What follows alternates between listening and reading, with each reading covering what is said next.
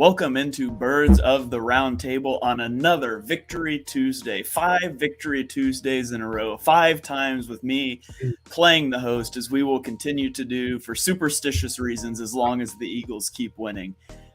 It looked dicey, Dibes. I thought I was going to get out of this hosting gig, but we'll get into all of that. I'm joined today, as always, by the best co-host that this show has ever seen. That's right, Ryan. If you're listening later, it is Dibes. Give him a follow on Twitter at Mr. Crockpot. Dibes, how are you doing this evening? I'm doing well, man. I'm excited for Dallas Cowboys week. I worked all day long, and I go home, and I turn on the Phillies playoff game. I swear to God, it was a 3-run home run from the Braves. I turned it off immediately, and the Phillies won. That was the baseball god saying, stick to football, stop watching baseball. I'm excited to talk about it. Baseball is the one true sport, and you should not be cheating on the Eagles with any other sports team. That's my official take. NBA, MLB, I don't want to hear it. It's all about the Birds. So we are going to break down the Eagles' victory over the Cardinals. We're going to talk a little bit about Dallas. I'm going to go ahead and start rolling our Madden simulation in the background here, and we'll dive in. So my kids are on fall break this week, so I'm a little behind schedule in terms of my normal film watching and stuff. If you guys follow me on Twitter, you might have noticed a little bit of a slower pace, and it's going to be that way for this week. I'm not going anywhere. We'll get back into it. So as such, I have been through the Eagles' offensive film in depth. I have not really touched the defensive film yet. So I can talk about, we can talk about the things that we saw live, but I haven't been able to do a rewatch of the defense yet or dig too much into the Cowboys. But of course, I've followed them through Chalk Talk and just generally following the division stuff throughout the year. So I'm anxious to get into it. I know Dibes has always got stuff, especially now that he has decided to stick with the Eagles, which is great news for everybody. So Dibes, why don't you kick us off here? Let's start with the Cardinals game. The Eagles pull out a 20-17 win. It started really nice, and as it has tended to do, it got a little dicey down the stretch. But the Eagles are able to pull it out. They win the battle of the backup kickers 20-17. Where do you want to go first with this one? You want to dive into the offense or the defense? Let's do offense first. Let's go to the offensive side first. You got to start with, how long will the Eagles' second half woes continue, and how much longer can they survive with their lack of offense there? The Eagles are 3-0 this year when they score 6 or fewer second half points. The rest of the NFL is 12-33. The Eagles offense has to be better. And you look at kind of what we saw in that second half, 40+% of the Eagles rushing yards on Sunday came in that last offensive possession where they just dominated on the ground. Miles Sanders, Kenny Gainwell, Jalen Hurts. That's not good enough, man. They have to do a better job. Luckily, the Eagles offensive line really showed up. They only allowed 9 pressures on 40 pass blocking snaps, even without Jordan Mailata, even without, Landon Dickerson going in and out and Jason Kelce going in and out. Kudos again to Jeff Stoutland for having this team prepared. You look at, Kelce and Opeta did not allow a single pressure, which is amazing. We have raved and praised this Eagles offensive line over and over and over again. It deserves it tonight. But you look at kind of the Eagles' ability to avoid turnovers. I know Jalen Hurts didn't have that sexy game with stats and stuff like that, but I think the Eagles' ability to avoid turnovers was yet another reason for this win. The Eagles are one of only 16 teams in history to commit 2 or fewer turnovers in the first 5 games. They've now gone 8 straight games with 1 or fewer turnovers.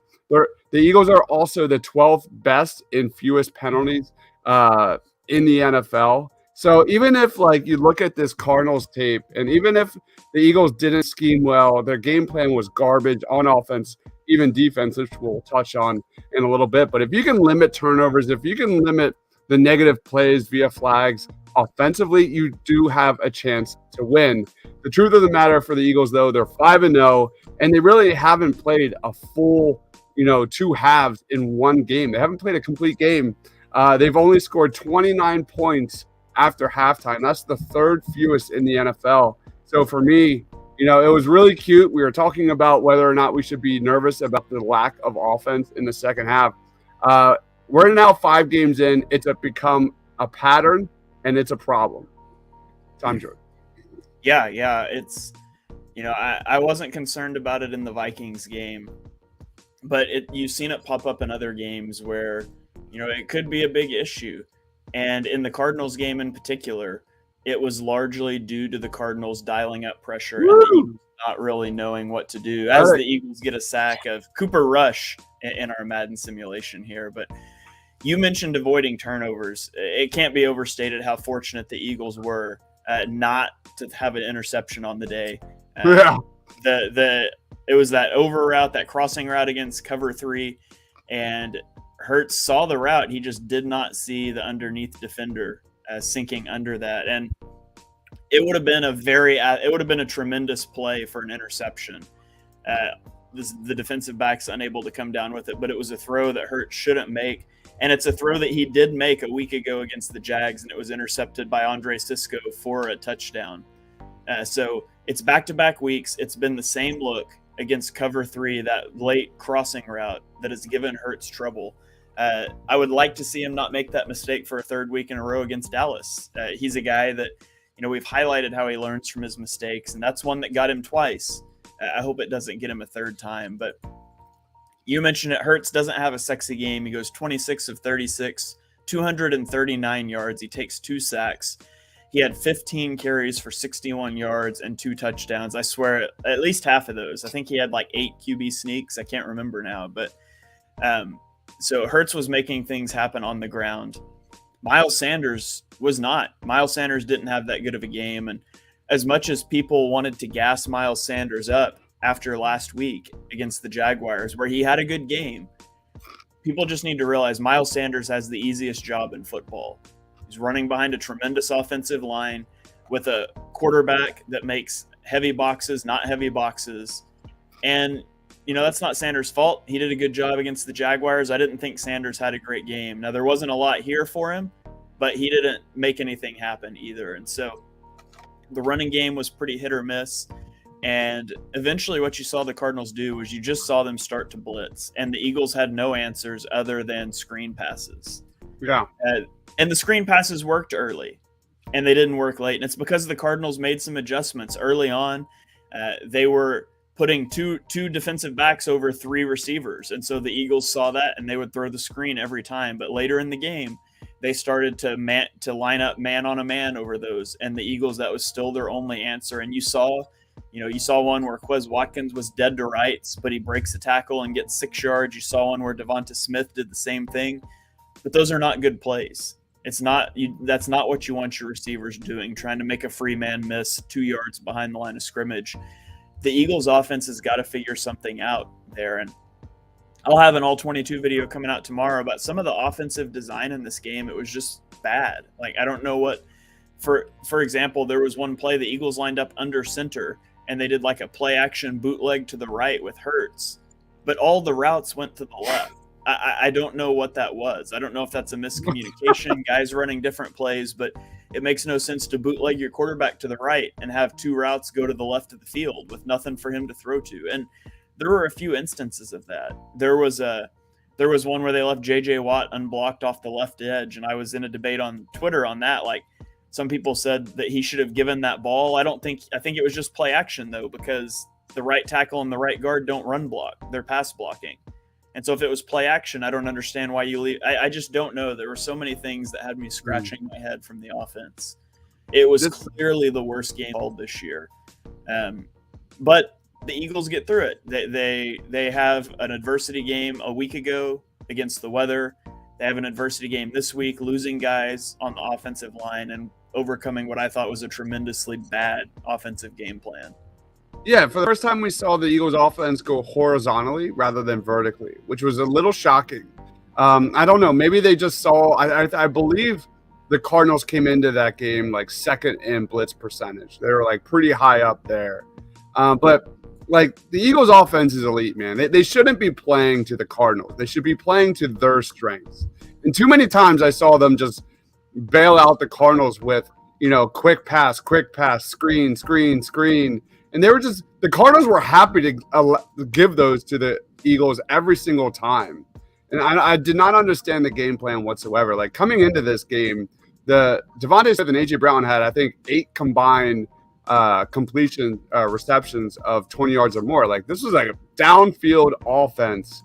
And I just don't understand the approach in that regard, just like you said. I don't put that all on AJ or Jalen Hurts. I thought he had like a B-, C+ game on my end, but I do want to like give a quick nod to Jalen Hurts. That throw he made to Dallas Goedert under pressure, staying in the pocket, making an accurate throw. People probably won't talk a lot about that throw this year. It'll probably be forgotten.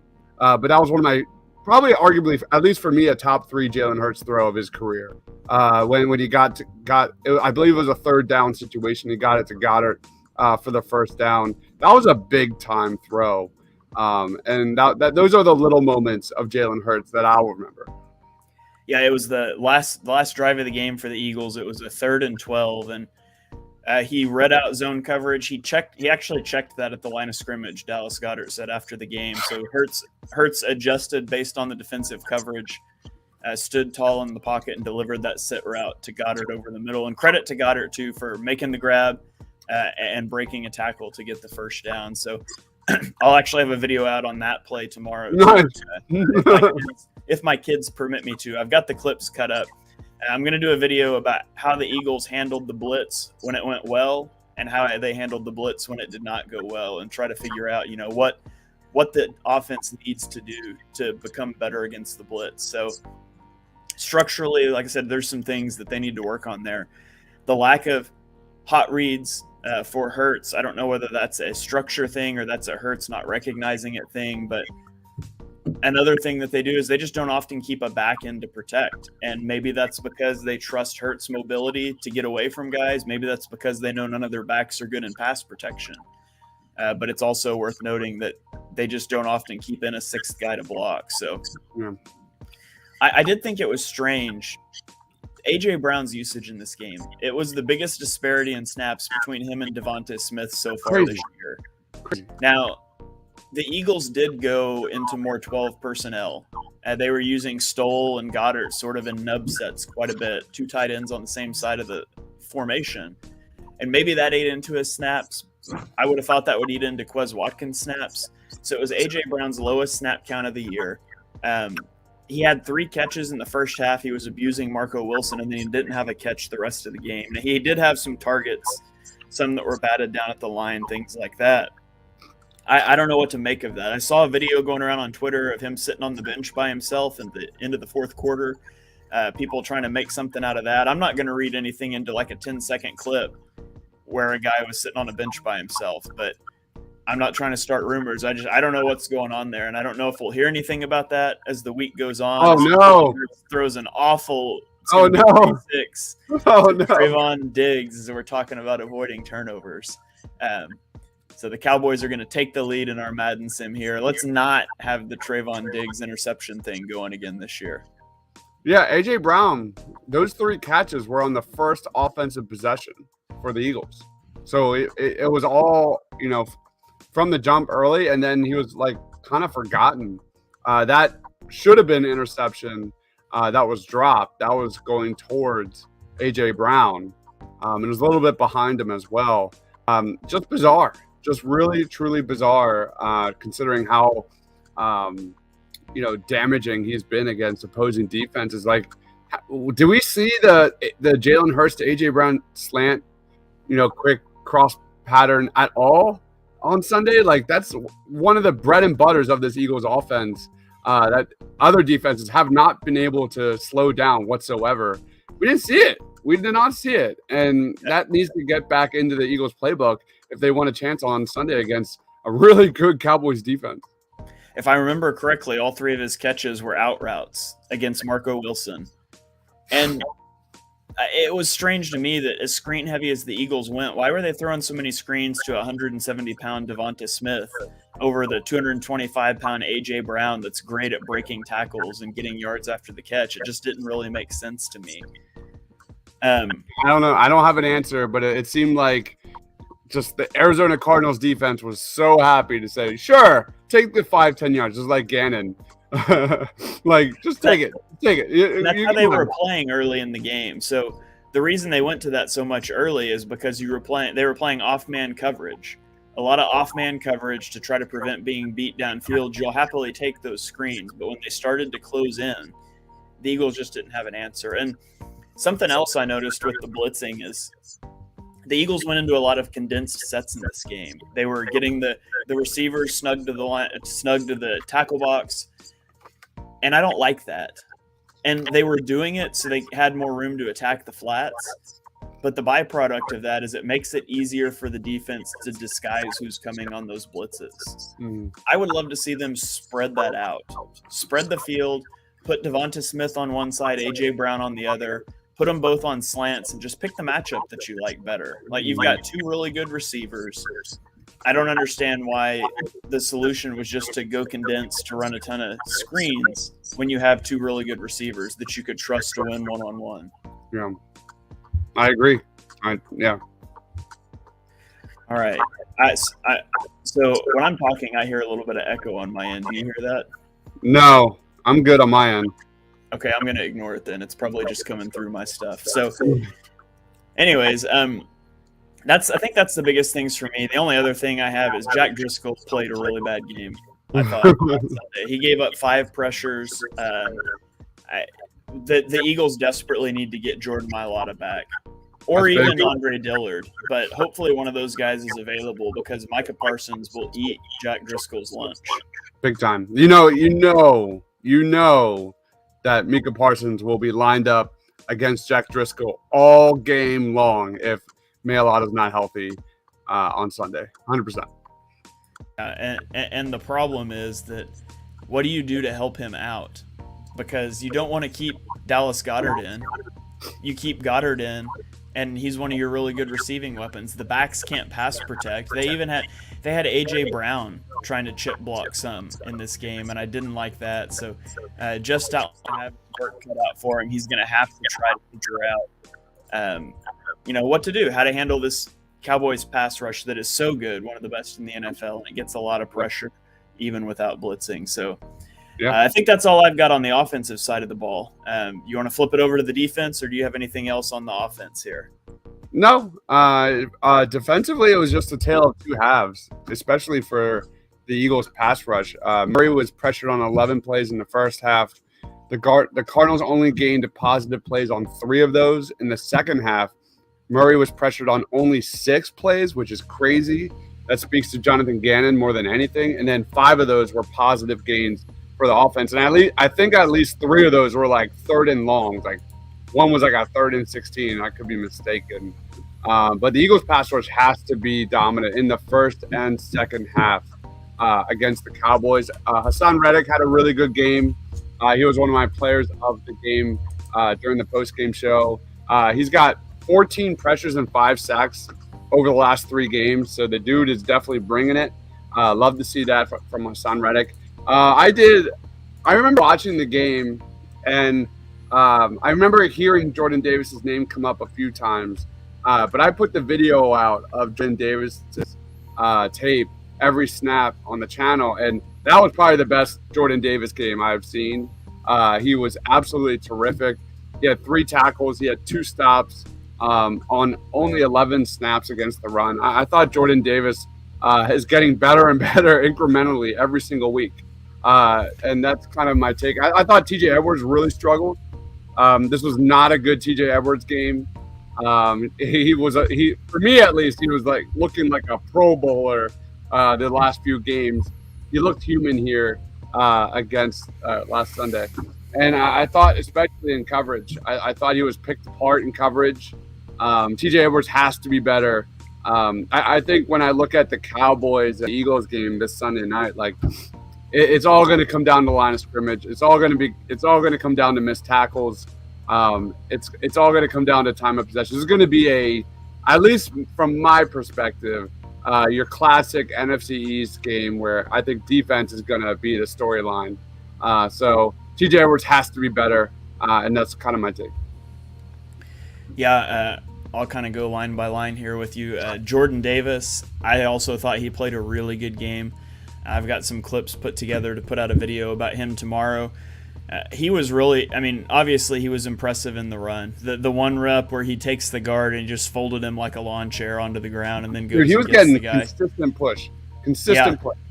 And even, I think it was like the second play of the game, he read out the screen to Zach Ertz and he runs Zach Ertz down. Like, just high motor, impressive athleticism. He's so strong at the point of attack. He had a couple pass rush sheds where he put some pressure on Murray. One of them, he flushed Murray out of the pocket. Unfortunately, there was nobody there to contain him, but Davis did his job of forcing Murray out of the pocket. I thought the pass rush was pretty good all game. There were some pretty instant wins, but Murray was getting the ball out so fast. He had a time to throw at 2.68 seconds, which is pretty quick, but he was really fast as the game went along. Like, there was a clip I put out on the timeline this evening of Josh Sweat, just like a ridiculous pass rush movie put on the right tackle for an instant win, but Murray gets the ball out in like 1.8 seconds. So I thought the pass rush was really good. I thought Jordan Davis played a really good game, like you mentioned.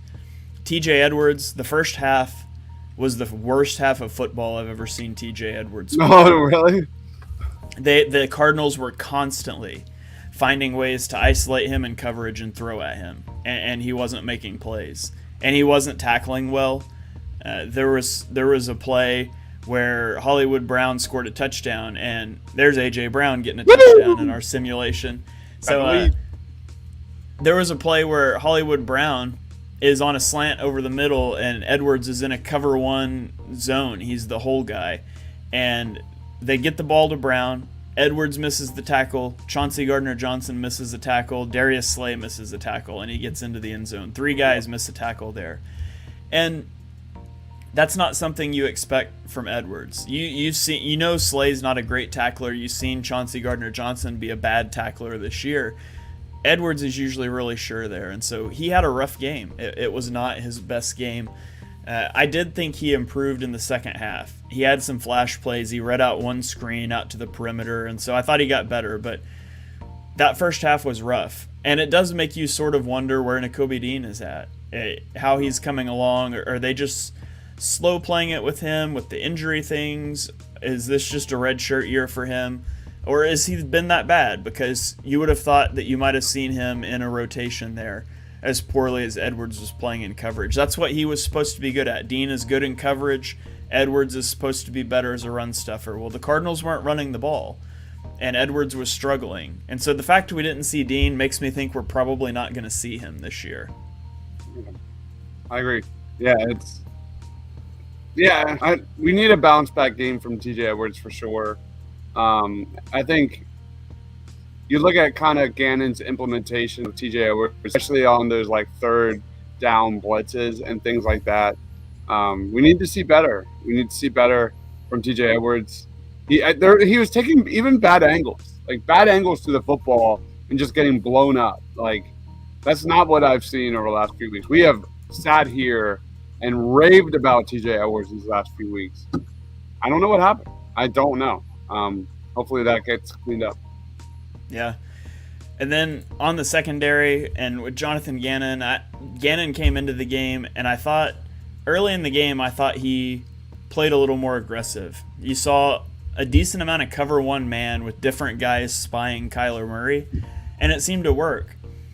Later in the game, I thought he got real passive, a lot of spot drop zone coverages, and it was like, I don't know, it was like he was playing scared of the speed of Rondell Moore and Hollywood Brown. And, you know, Hollywood Brown has the drop that probably would have gone for a touchdown, and maybe something like that is in your head, and it makes you hesitant to put your guy on an island against him there. And I'm still not convinced that Darius Slay was playing at 100%. I know he had a forearm injury. There were several instances of him just not tackling. And he's never been he's not a Chauncey Gardner-Johnson, I want to come up and hit you kind of guy. He never has been. But he's not that bad of a tackler, and he was actively avoiding contact, it felt like. So I wonder if the forearm injury, he's playing at less than 100%. It's certainly something to keep an eye on if that continues. But I almost wonder if he would have been out had Maddox been able to play. That's a great point. Is it Avonte Maddox ending at all to play on Sunday? Like, what's the latest on Maddox? Because that we've been talking a lot of interception here. Speaking of is that Slay, by the way? Yeah, Slay with the tip pick to himself.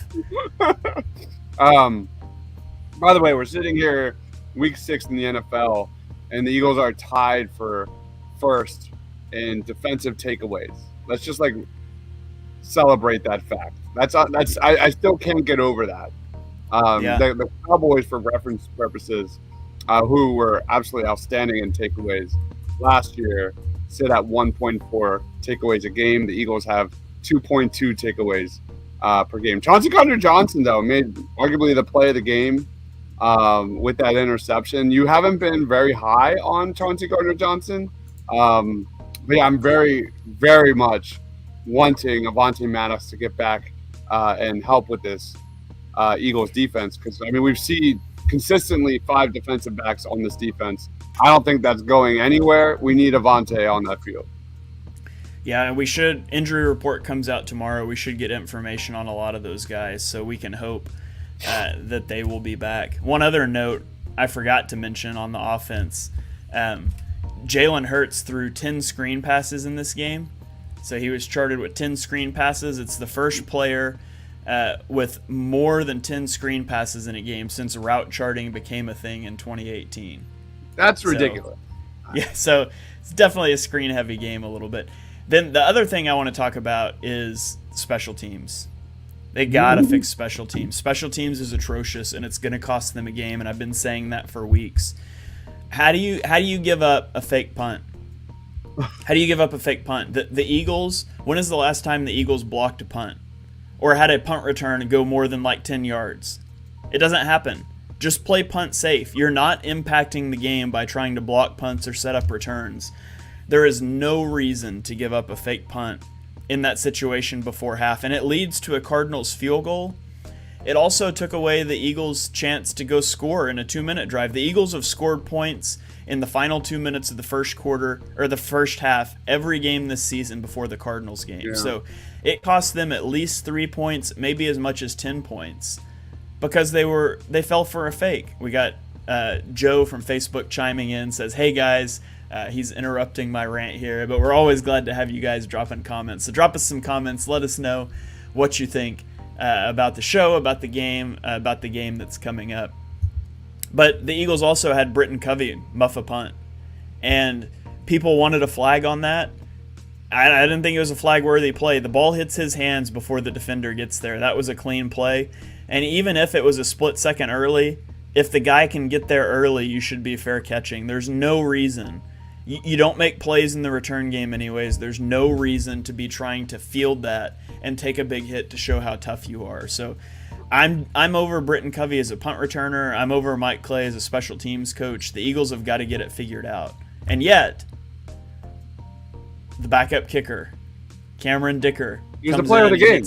2 field goals. He hits the game winner in a game where the Cardinals special teams did lose them the game as they missed the field goal with their backup kicker. So, and we can't let the show go without clowning Kyler Murray and Cliff Kingsbury a little bit. You scramble on a second down and you slide short of the marker. You got to know where the marker is. And if you're going to run in that situation, you can't slide. Take a hit. You can take one hit. It'll be fine. Jalen Hurts took 12 in the game. You could take one hit to make sure you get the first down. But he chooses to slide, which, by the way, is one of the things I love about Hurts. He's not out there trying to make contact every time, but when he needs to, he's willing to put the shoulder down. Ryan pops in and says, "What's up, fellas? I'll be back next week." Ryan just got back from Arizona, and he bailed on us. Can you guys believe that? As Avonte Maddox gets an interception of Cooper Rush, he's going to take that to the house. 2 Let's pick sixes go. in this game. Holy cow. But anyways, yeah, you slide down short of the marker, and then they hurry up to spike it on 3rd and 1. And I don't understand how Cliff Kingsbury, who's in his headset, is not saying don't spike the ball. So just a total mismanagement of the game by the Cardinals, and they missed the field goal, which was just the perfect ending to the game. The Eagles got lucky, man. They got lucky. The way the momentum was going there with Jonathan Gannon's defense and the pressure not doing a goddamn thing. Kyler Murray, those design runs. There was a lot of momentum on the Cardinals side. They got lucky, and I'm going to sit here and complain about special teams when Dicker was probably player of the game, or you could even call the Arizona Cardinals kicker the player of the game. Matt Amendola. But yeah, that was something. I can't believe he spiked that ball.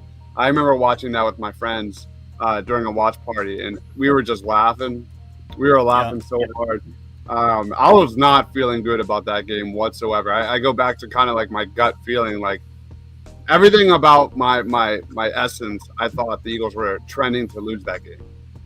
Yeah, we got Joe said the one good thing about special teams, the last field goal was actually blocked by Milton Williams. Check out the video; he got a hand on it. I saw that. It's close. I'm not sure. I know Nick Sirianni said he was going to ask him about it because they asked Sirianni about it and he said he wasn't sure. So, pro tip to Milton Williams: if the coach asks you if you blocked it, even if you didn't, just go ahead and say yes. As Cooper Rush throws another interception, this time to across Marcus the Epps. field. I'll take that. I really hope we see this version of Cooper Rush. What was your take on that throw, that completion to Devontae Smith? Jalen Hurts was under pressure to his left, relatively through like the midfield area to Devontae. Was that a good throw, or what would you call that? Is that the one in the one where they were back near the end zone? Yeah, it was third and long, I think. That was the best throw he made in the game. I've got that one cut up to put a video out on tomorrow too. That the way they ran dagger against cover 2.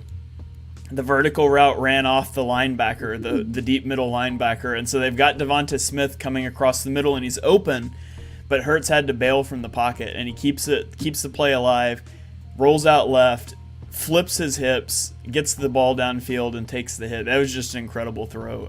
One of that was the best throw I thought that Hurts made of the game. One of his best throws of the year. That video is not one of the best throws of the year. Man, interceptions going like crazy in this game. Anyway, Ryan, we miss you, man. I'm glad you had fun in Arizona.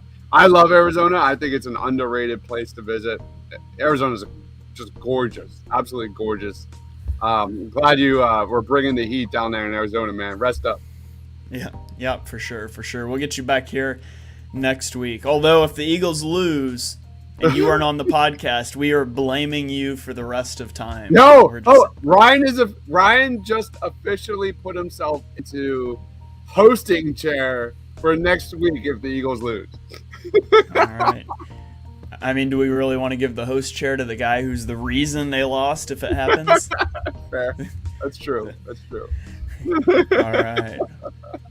Well, I think that about wraps up my thoughts on the Eagles-Cardinals game so far. Keep it tuned to my timeline tomorrow. I'll have some videos coming out on the offense. I'm not sure I'm going to get into the defense too much this week, just for time's sake. But, Dibes, did you have anything else that stuck out to you that you wanted to make sure to mention? No, at the end of the day, the Eagles are 5-0. I'm very much excited for this game on Sunday night. I'm very much like, throw that game tape out. Eagles, Cowboys, Sunday Night Football, NFC East on the line. Like, I'm so excited. So at the end of the day, they got the W. It's the NFL. You never know. Week to week what could happen. I thought for sure the Eagles – I think I predicted the Eagles win 37-17 in that one. I thought the Eagles offense would have just rolled the Cardinals. It's any given Sunday in the NFL, man. Just be happy. Oh, the last thing I'll mention, and then we'll move on to the Cowboys game. That 17-play drive that kills 8 minutes off the clock, ends in a field goal. That's what I love about the Eagles. They have the ability to do that every week. Awesome. You hit the fourth quarter. It doesn't matter if you haven't been able to run the ball all game. You hit the fourth quarter. The offensive line has worn down the opposing defensive line. And the Eagles have the ability in a tie game, in a game with a one-score lead, to take 8, 9, 10 minutes off the clock. We've seen him do it multiple times this season already and put points on the board, and that's invaluable as we get down to the playoffs. So the Eagles are 5-0. Should they be? Maybe not. Maybe they should have lost that game, but you know what? The Kansas City Chiefs, they shouldn't have lost to the Indianapolis Colts, but they did. The Bills shouldn't have lost to the Dolphins, but they did. And at the end of the day, 5-0 is 5-0. And so you take what you can get, and you move on to a huge matchup on Sunday Night Football against the 4-1 Dallas Cowboys. And also, by the way, the 4-1 New York Giants are in the division. The NFC East is suddenly looking pretty good. Let's get into this Eagles-Cowboys game and talk about what we expect in this one. I think it all starts off for me with the Dallas pass rush. Yes, DeMarcus 100%. Lawrence is second fiddle now to Micah Parsons, and just the complete beast that he is as a pass rusher. And I really hope that the Eagles offensive line is back, because they're going to need everything they can get. The Dallas Cowboys have a legit defense. They're 6th in total DVOA, which is one slot behind the Eagles. They are 4th in passing DVOA, which is one slot behind the Eagles, and they are 18th in rushing DVOA. So you can run on them a little bit, but the passing game is tough, and they don't have to blitz a lot to get pressure. And so will they choose to blitz because its impact it hurts a lot? I don't know. But being able to block DeMarcus Lawrence is going to be, or DeMarcus Lawrence and Micah Parsons is going to be huge in this game. Yeah, I couldn't agree more. Real quick on that win before we move forward is I said this during the post-game show as my final thought. Like, that win is going to be one of those wins that we're going to be talking about like 10 weeks from now when we're talking about seeding and different things like that. Like, just so that's just my final thought. But going to the pass rush, that Jordan Mailata, Jack Driscoll versus Micah Parsons matchup is going to be so important. You look at the Cowboys versus the Rams. Los Angeles was beating like a drum, man. They allowed 24 pressures on 46 pass blocking snaps. They had a 52.2 pressure rate. That was the third highest pressure rate allowed by a team all season long this year. Micah was terrific. He had 2 sacks. He had a forced fumble. He had 5 tackles. They hit Matthew Stafford 11 times. They caused him to fumble twice. He also threw an interception. The Rams did not score a single point in the final 2 quarters. And where you look at the Cowboys pass rush, they're second in the league in 20 sacks. They lead the league in pressure rate. Micah Parsons had 6 of those sacks. And that starts and ends with Micah Parsons. You look at kind of Jalen Hurts, as we talked about, his 3.8 air yards per pass attempt last week was the second fewest of his career. We know the Cardinals like to blitz. Teams are going to blitz against Jalen Hurts. We haven't seen it a lot this year, but I just think that's going to go up and up and up as the season progresses. And you look at the Cowboys, they're 10th in blitz percentage, but they're 3rd in total quarterback pressures, only behind the Bucs and the Dolphins. And this is a Cowboys defense that allows the 3rd best opponent quarterback rating at 76.6 behind the Bills and the Patriots. So that pass rush is huge for everything they do, and it starts with Micah. Yeah, last season the Cowboys had a pretty good defense, and it was largely based on giving up a lot of yards and getting opportune interceptions. This year it's been an entirely different story. Top to bottom, this defense is playing really well. Like I said, they're the number 6 DVOA defense.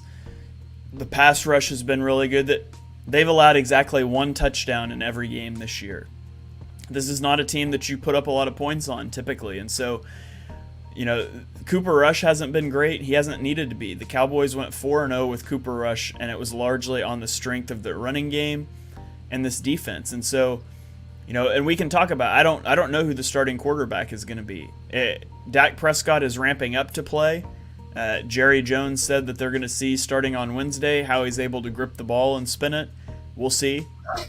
Either way, though, the Cowboys are not going to be in a great place offensively. Whether it be Cooper Rush, who only threw for 100 yards last week, whether it be Dak Prescott making his first start back off of a thumb injury. The Eagles have an advantage at the quarterback position. Both teams have good defenses, though, and I think this is ultimately, like you said, it's going to come down to a defensive struggle. Yeah. And, it's going to be whoever is able to get those couple big plays, or whoever's able to deal with the adversity the defense is throwing at the offenses. I don't expect this to be a high-scoring game. Yeah, and we kind of touched on it, but we need to see TJ Edwards have a better game because you look at Zeke, you look at Tony Pollard. The Cowboys ran the ball 34 times for 163 yards last week. That's 5.5 yards per attempt. Tony Pollard can get missed tackles. He had 3 of them on Sunday. He has 75 yards after contact on just 8 carries.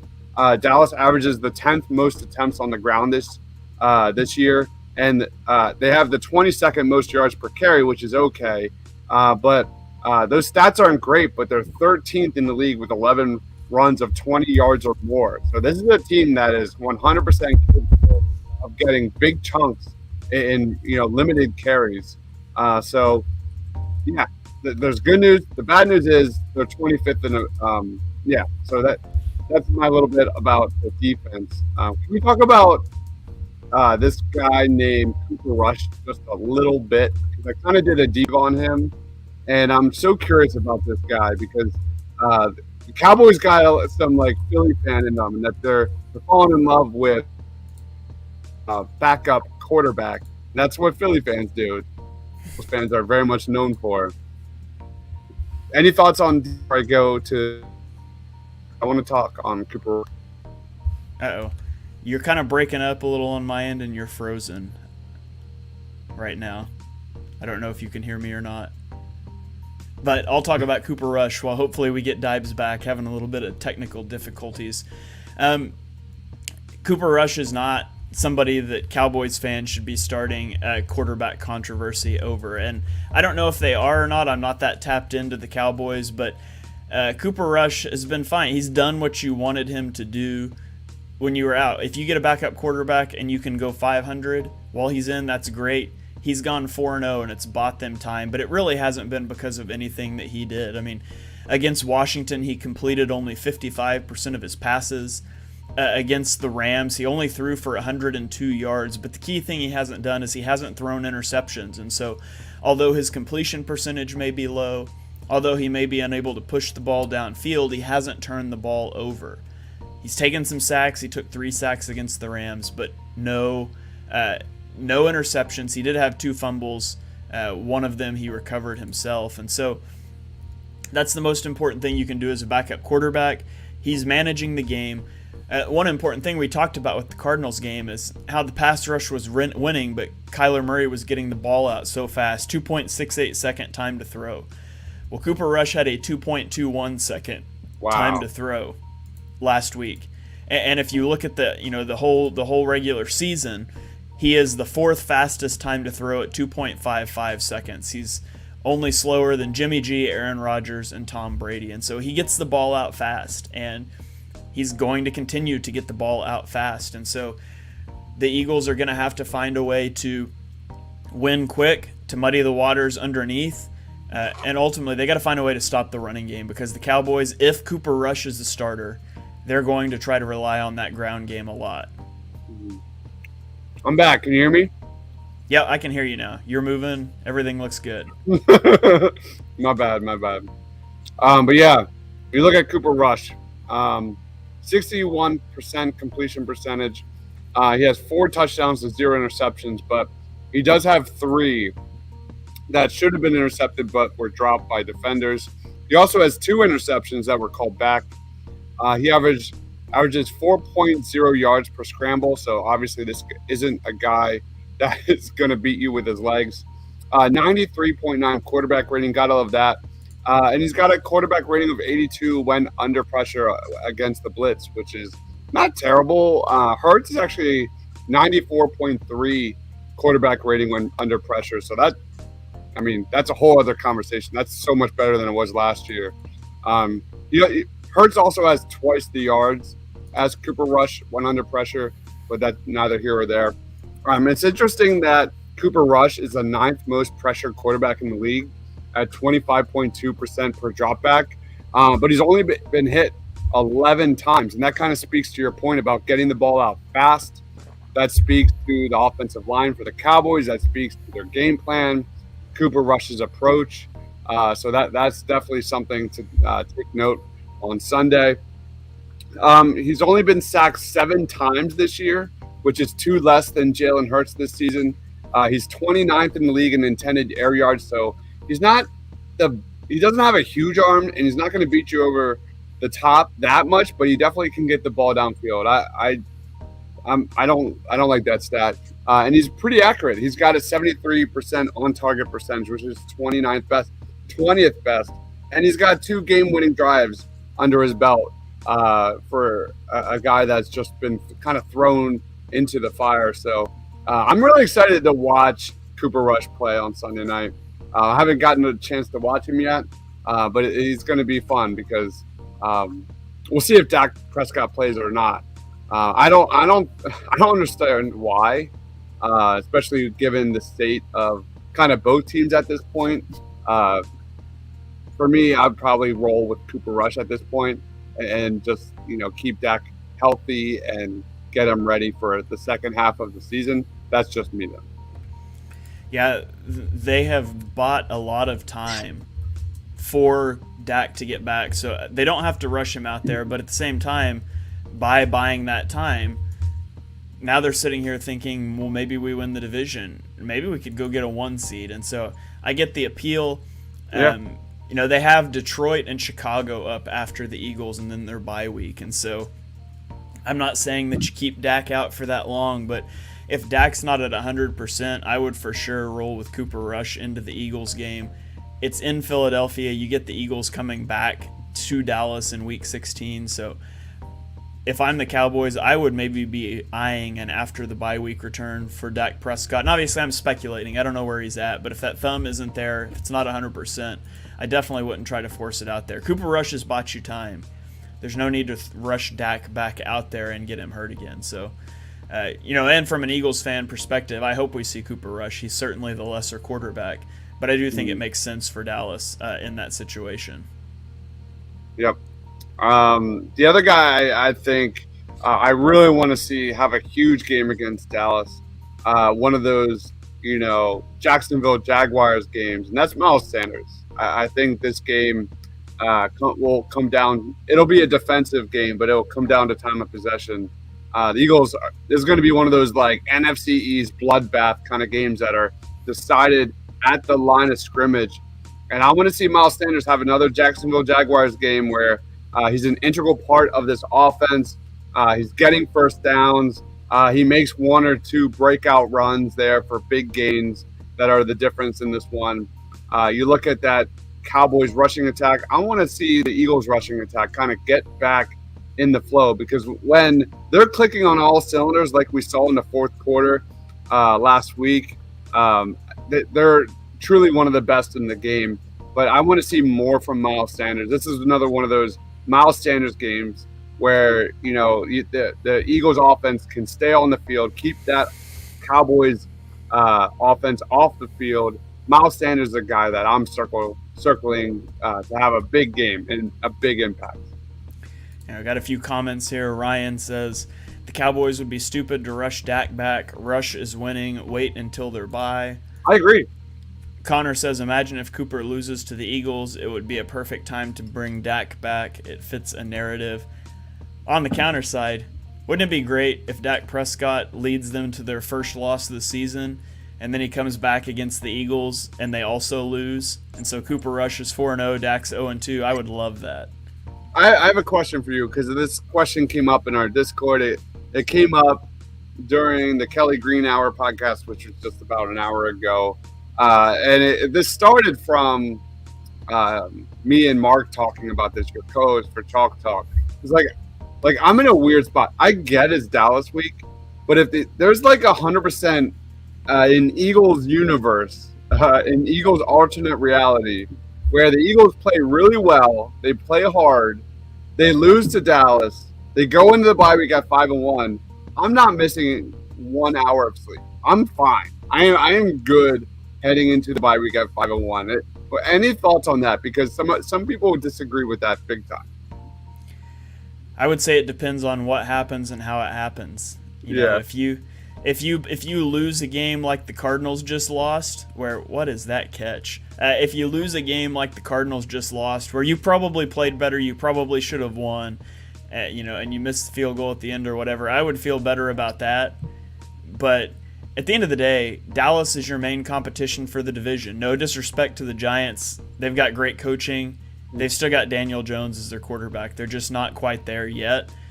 Dallas is your main competition, not only for the division, but potentially even for a 1 seed. It's the best defense you're going to face the rest of this regular season.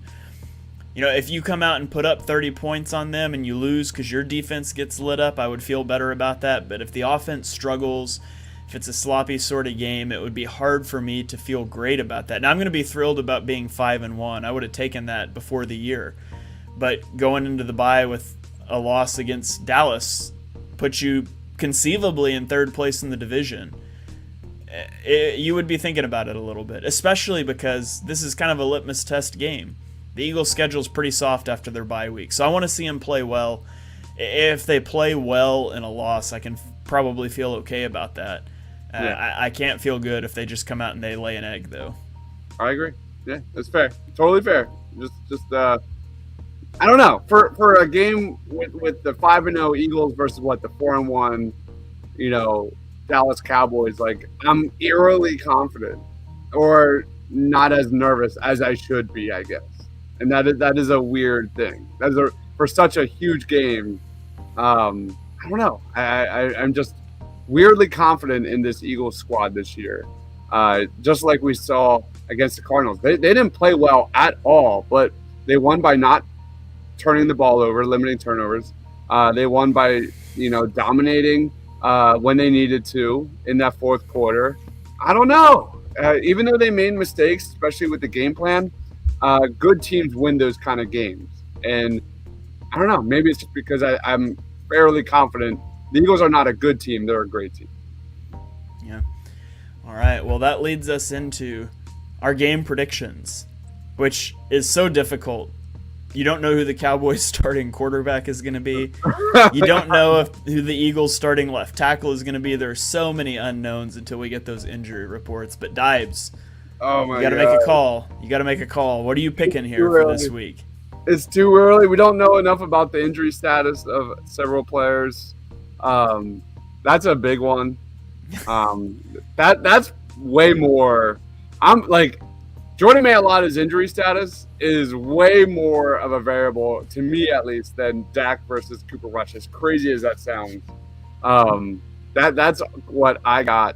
I think my man Ryan says 23-21 Eagles. This is one of those games that I fully agree, Ryan. Like, it's going to be less than a field goal type of slugfest. I'm going to go a little bit less than that. Yeah, baby. Who's that? That's Jordan Davis. Let's go. Jordan Davis with the sack there. I'm going less than you, Ryan. I think this is going to be a defensive battle. I'm going to go 17-14. Eagles get the W here. You could probably if this game was in Dallas, you could probably flip the script as well. I think whomever limits the turnovers, just like we saw last week, will get the W. I think a defensive player is going to be the player of the game in this one, whether that's Hassan Reddick making a big sack or a forced fumble. He's got several this year. Or it could be Mika on the other side making a huge pressure at a huge moment. And we'll see. So I'm going 17-14 Eagles. And just like my man Ryan, I'll be having a heart attack the entire night. Yeah, he says heart attack game for sure, and that's not good news because my Apple Watch already asked me if I was having a medical emergency during the Cardinals' last drive last week. So, for me, man, this game's so hard to pick. You look at Dak and you look at Jordan Mailata, and if one of those guys plays and the other one doesn't, that team wins, in my opinion. If Dak plays, Mailata doesn't, the Cowboys win. Vice versa, the Eagles win. If they both play or don't play, And I don't know. I think it's going to be a close game either way, low scoring like you guys said. I was actually going to say 17-14 Eagles, which is what you said. So I'll bump it up a little bit. I'll say 20-17 Eagles right now. I reserve the right to change my mind once we find out who's going to play, though, because this seems like a total crapshoot, if I'm being honest, to pick this not knowing who's going to play. 100% agree. Yeah, this is going to be a great game. I'm excited, just like the Minnesota Vikings, just like even the Jacksonville Jaguars. This is a great test for Jalen Hurts. At the end of the day, it's about evaluating Jalen Hurts, and he's got another great litmus test ahead of him, especially against Parsons and that, Cowboys defensive line, which has been just dominant. So I'm excited. All right, big week this week. Dallas week, Sunday Night Football. 5-0 Eagles, 4-1 Dallas Cowboys. It should be a lot of fun. We'll have you covered every step of the way. Keep it tuned here to the Painted Lines. We'll have all kinds of shows breaking this down in the lead up to and in the aftermath. So, guys, before we get out of here, do you have any final thoughts? Anything else you want to get out there that you didn't get a chance to? Sixers post games are back. We'll be doing another one on Wednesday, tomorrow night, if you're watching us live here on Tuesday. So it's fun to kind of change things up with Sixers conversations, and I'm loving the Sixers, especially their depth. So you can check that out every single post, or when the clock hits 0, me and my man Sean break it down as good as anywhere you'll find. And then we will have a pregame, halftime, and postgame show for Eagles versus Cowboys. I will be hosting the pregame show, and then my man Freddie will be doing the halftime and postgame show. So tons and tons of Eagles content. I will be dropping my Eagles matchups to watch video later this week. Just want to say thank you for the comments, and just thank you for anyone who tuned in and wanted to hear us two losers talk about football. Yeah, absolutely. So Joe, Ryan, Connor, all you guys that were in the comments, we appreciate you guys. Thanks for riding with us. Give us a follow on Twitter. Dibes is at Mr. Crockpot. He puts out all kinds of highlight videos every week, so make sure you check those out. You can give me a follow at _TPL. I steal his highlight videos, and then I make them into all 22 videos, and it's a great thing where I just kind of leech off of him. So check those out. Wait. You are not leaving this show until you plug your new show for Bleeding Green Nation. What is it? It's okay. So I'm doing the instant reaction shows for post game for Bleeding Green Nation. I do have a midweek show that's going to start dropping on Bleeding Green Nation's feed. I still can't say the name of it, but it should have an episode dropping this week.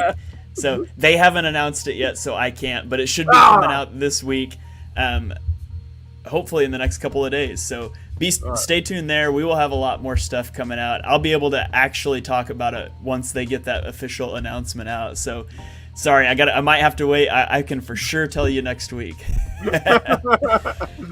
But yeah, it'll be fun. And also, I'm going to be going live pretty much right after this show ends with Chalk Talk. Mark's going to be joining me. We'll talk about the Eagles a little bit. We'll break down all the other NFL games. So make sure you check that out if you don't have enough football yet on a Tuesday night. Ryan says, great show as always, although something was missing. Yeah, we were missing other Ryan.